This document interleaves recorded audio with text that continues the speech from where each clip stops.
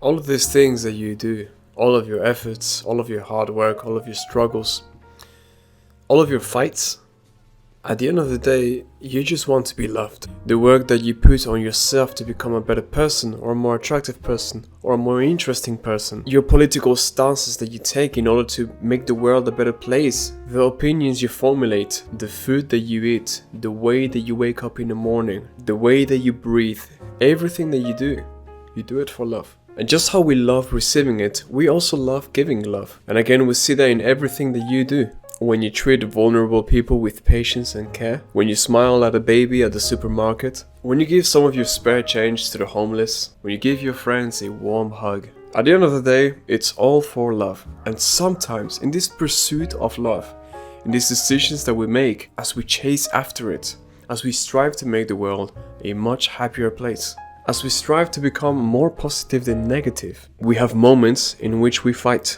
we quarrel, we believe that a certain ideology is better than another, and so we impose on others. But everything that we do it for love. Even villains in stories, they are villains for the sake of love. Even the people that are corrupt in the search of love, but they got a bit lost along the way. And everybody tumbles and loses their path sometimes. But if there's a shared feeling which connects us, is that we are all looking for love. And you know, it would help you out more if you remembered as you get on through your day and through your activities that you normally get up to, that at the end of the day, this person that you may be interacting with, which may not be very pleasant, very agreeable, very polite, or maybe they're lacking in manners and things of the sort, maybe you really can't stand this person.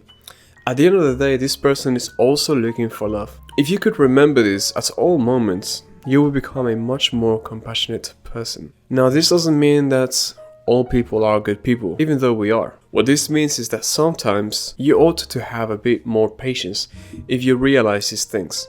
If you realize that, hey, not everybody is gifted with this gift of intelligence that I may wear within me right now, as I am capable of acknowledging the fact that both this person and I are both looking for the same thing, for truth, for peace, for love. And one thing is for certain, to impose upon another person or to dominate and intimidate over others will never change their true will at heart.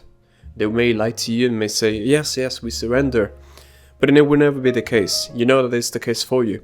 If somebody forces you to do something against your will, you don't enjoy it. You don't necessarily believe it to be the right thing either, and you do it. And this person may think that they have won over you in some way, but it's not the case. There's a sentence, a quote that I like. It says, "A man convinced against his will is of the same opinion still." I am here right now only to say to you that I love you, and that you matter, that you are worthy of the great things that could come your way if you decided to love yourself and more too, but loving yourself truly. And that is realizing that you are enough. You are enough to do the things that you really wish to do. You are enough to complete your goals and your aims. You are enough to be happy and to make others happy. How about you elevate your hand for somebody that may be in the dark? Perhaps you have a friend that you really don't believe that they are doing the right thing. Some people have tried talking to them and they're just not getting out of this rut that they are at. How about you approach them with a warm light? How about forgiving the people that hurt you and getting rid of this baggage that you have inside? Yes, there is pain in the past as well as regret. How about you get rid of it then? It doesn't make you any better to have it. So how about you get rid of it? How about you start anew? You clean the house, you clean the mind. And if you're not feeling about it today or tomorrow and you feel some lethargy, you realize that there is no love right now, and certainly nobody around you is there to watch over you and to give it to you. So how about you give it to yourself in these moments? How about you get up, wash over your bed sheets, open your window, breathe some fresh air, have a clean breakfast, do some exercise. How about you love yourself? How do you think that that would feel? You know, at the end of the day, you and I were not so different. We both want peace.